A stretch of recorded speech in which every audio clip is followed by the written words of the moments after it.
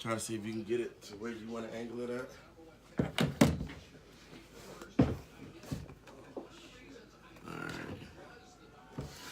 That's as far as it can go. Well, you can hold it probably. Yeah, but I still gotta figure out how I'm gonna do mine. Yeah, my viewers ain't gonna be able to see the video. Hold on.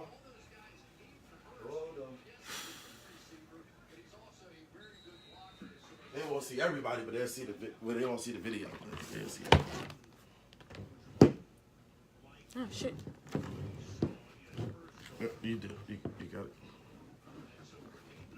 Where's your can? Where's your kickstand at?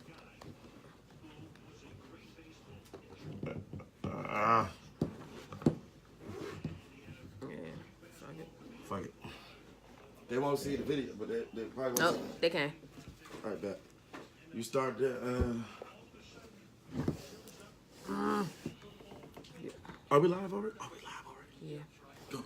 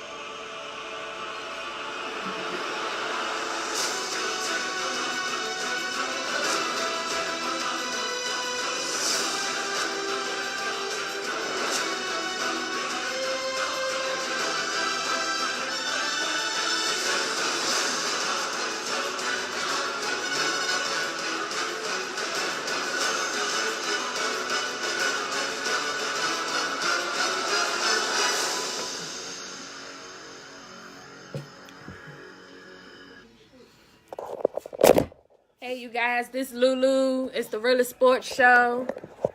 And today, we'll be having some extreme good topics. So, let's get it started. With further ado, I have some topics that I'm going to go over. This is going to be the thoughts of the Hall of Fame game, the rules of it, prediction for the NFL, which team will be on top in the NFC and the AFC, trades in the NBA, the controversy of T.O., LeBron's school, fantasy football, WNBA, and the Nationals. So, with that being said, we about to get it started with bringing in our guests.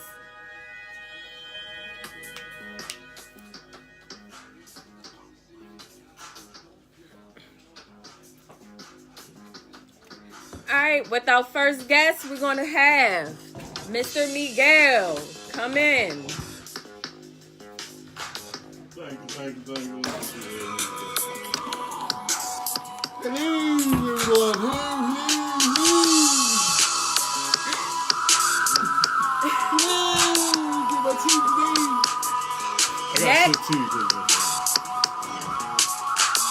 Next will be the one and only Dave.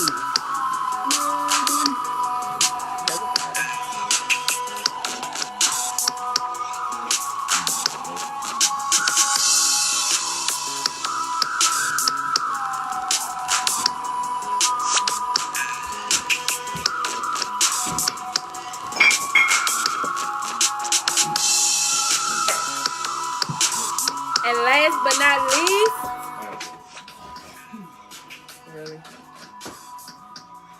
And last but not least, the one who started it all.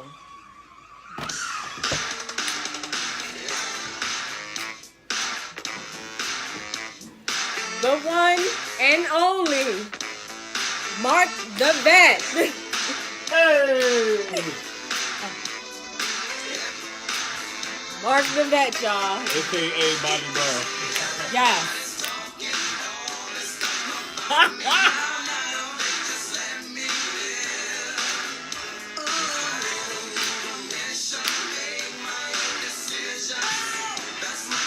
Yo.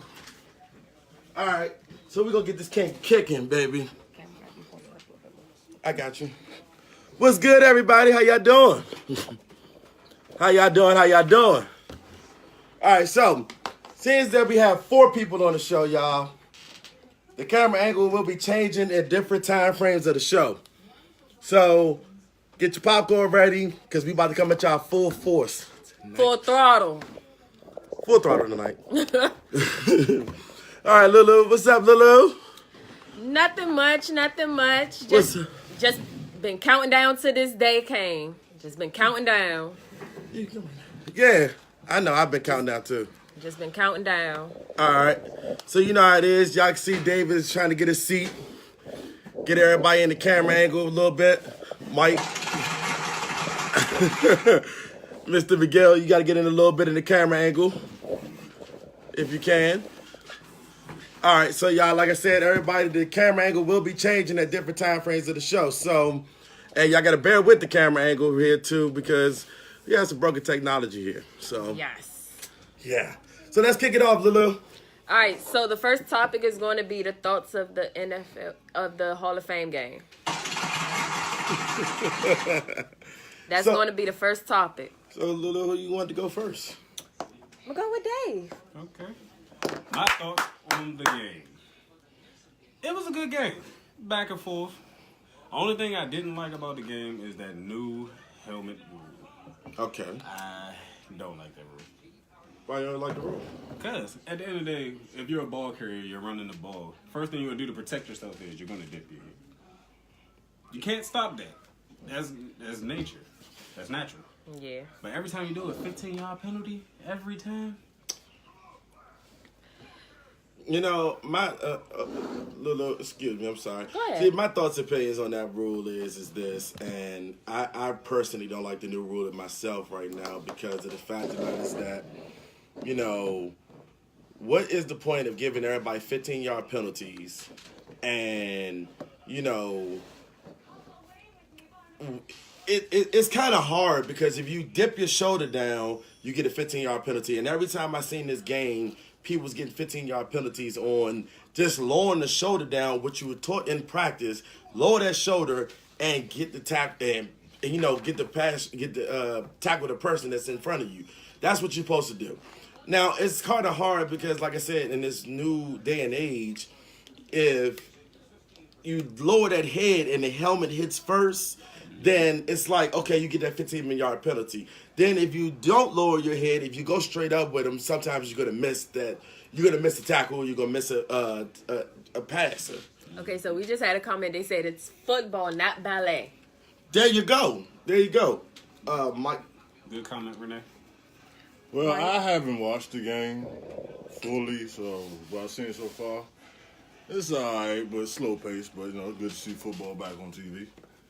But, you know, I can't really debate on it because I ain't fully finished watching all of it yet. Yeah, that's true. Okay. So. But the helmet rule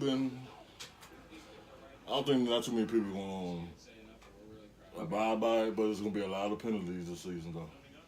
I mean, I've never seen so many penalties in a game, per se, because it was 7 penalties. Just on one team alone? One team alone. Yeah. And some of them were stupid. Some of them were costly. I mean, you know, two or three of them was costly on the other side, on the defensive side, and also on the offensive side. Maybe got a couple off, you know, you maybe had an offside penalty or something like that, though.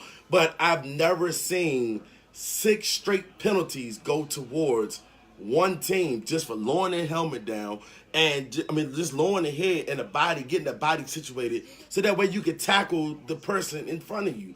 You have to get to the person in front of you. Either you get to them in front of you or you're going to let them blow by you and let them score touchdowns all day long. And that's the way I feel about this season because this season is not going to come around. When it comes around, you're going to have 15 penalties on both sides of the team just because they're trying to tackle one person. Yeah. That's true. mean, where do you get off in doing that? Another logical thing, too, you notice how when you watch the games, when there's no penalties, the games move smoother. Right. With this new rule, it's going to be penalties Going constantly. left and right. So it's going to make the game even longer. Yeah. I agree with that too because, like I said before, the game moves smoother without all the penalty flags that's coming about. I understand that they're trying to make the game safer. I do understand that they're trying to make this game more safer for the players. I'm not going against the players that are on the field because I want them to have safe, longing careers in the NFL. Do your 20 years and get the hell out. Or do what you got to do and stay safe in the NFL. But if you're going to have rules where I can't go in there and hit the player I want to. Right. If I can't hit the player like I want to, or if I can't, go in there and tackle the player like I really want to, then what's the point of watching football? So we got another comment. They said soon it's going to be playing touch football. I said that too. Or they're going to be in the American Flag Football League. Yes. Flag football is coming back next. Yes. Because you can't touch the player. You want to. You can hit the player, but your helmet cannot hit first. Yeah. And that's Soft what tackle. Say again? Soft tackle. Yeah. Yeah. So when I say you can't go grab the player like you want to, you cannot let your helmet, and that's what I watched last night's game. Your helmet cannot hit first, and these rules gonna have to be ratified, or this rule is gonna have to be in depth, full entirety for what is the limit.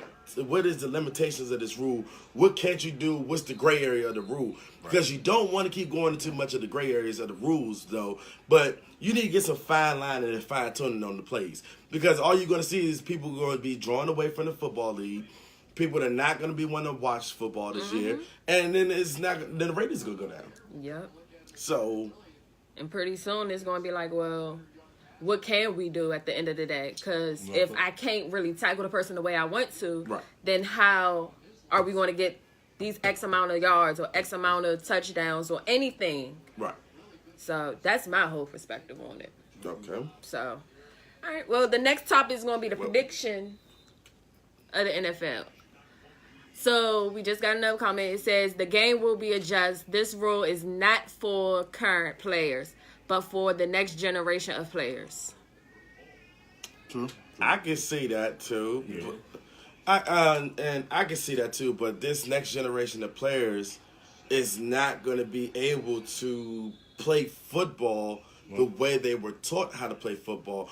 I mean, if you don't institute this rule in college and on down, you know what I mean? If you don't institute this rule on college on down, or going towards where you need to go towards this rule at, on down, and tell people, hey, when you get in the NFL, you can't use your helmet first. Yeah. I mean, it should be taught all the way down. Everybody should get the rules. Everybody should have the regulations already down packed. And if they don't have it down packed by the time they reach the NFL, it's going to cause more problems.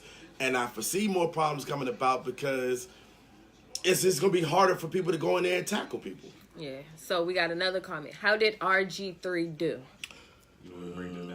I could go ahead if you. No, Let's save your comment for last. Okay, go ahead. Okay. So go. Miguel. He did. He was 7 for 11. 1 touchdown, 1 interception, but he still could have did better. But you know what I'm saying? He ain't played in a while, so gotta knock that dust off. Okay. Dave. The one interception he did have wasn't his fault. The receiver had butterfingers. He must have ate some popcorn. I don't understand. The ball was right there. Yeah. At your hands. Yeah. How you missed that? But other than that, the one thing I was proud of him for, he did run out of bounds instead of taking hits. Yeah. Yes. Yeah. Yeah. Mark? All right. You adjust the camera over here. All right. Let me put my Stephen A. Smith voice on for a minute. I think RG3 did pretty decently well for his first start out in the game. I think that being out of the league for 1 year, I think it did kind of justice for him. It did do some justice, but he did, like you said, did get down. He did go in the sense of not taking the hits like he normally used to do. That first play that I saw him almost fumble the ball on, and they got that 15-yard penalty once again. I had to say that, he didn't do that bad. Now, as I see the preseason games keep going on forward, going forward, that one touchdown pass that he threw looked good. His passing game looks better. His footwork looks 10 times as better than I've seen him before since his first rookie year and when he was with the Washington Redskins. Now, if everybody don't remember his rookie year with the Washington Redskins, you need to go take a look back at his footwork. But like you said before, and I'm going to say this again, and like everybody said, he gets out of bounds now. I haven't seen him slide. I haven't seen him take off, run yet. Yeah. Now, that's what I want to see him do. Take off, hit the hole, hit the A gap, and take off and run. Now, I want to see him do that and see him slide. Now, if he slides, I think he learned his lesson from a couple years ago when he was playing. Now, what if he don't slide? Now, if he doesn't slide, Head-on collision. no, I don't think he's going to be lasting in the NFL too long. Well, let me add to that. You got a backup, another quarterback, just drafted. Well, we ain't going to get to him yet. Oh, no, we got to get to him. Oh, well, okay then. We got to get to him. Oh, well, We got to get to him. I get RG3 Jr. Got to get to him. Lamar Jackson. I'm going to let you say your piece. Did you see this man run and get tore up every time? Yes.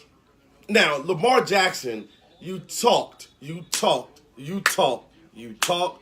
ran your freaking mouth the whole entire offseason. You said that, I'm going to let my talents. You didn't even do the combine.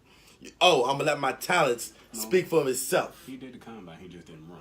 He didn't do the 40. But okay, anyway, you said you're going to let your speed show for itself.